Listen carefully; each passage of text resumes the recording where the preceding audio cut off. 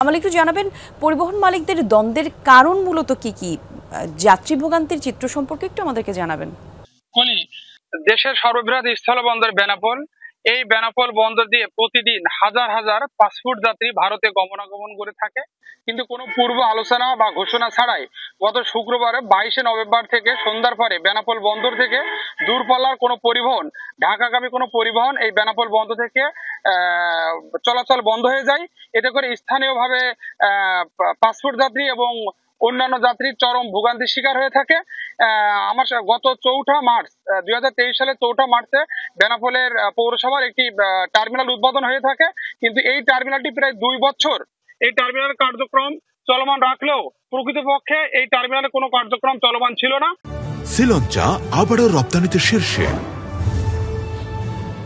যার ফলে প্রতিদিন বেনাপোল বন্দর এলাকায় যানজট লেগে থাকতো। এই যানজট নিরসন নিয়ে আমাদের বিভিন্ন জাতীয় পত্রিকা এবং ইলেকট্রনিক মিডিয়াতে সংবাদ প্রচার হওয়াতে যশোর জেলা প্রশাসকের নির্দেশে গত 7ই নভেম্বরে এই নতুন এই বাস টার্মিনালটি পুনরায় আবার উদ্বোধন হয়।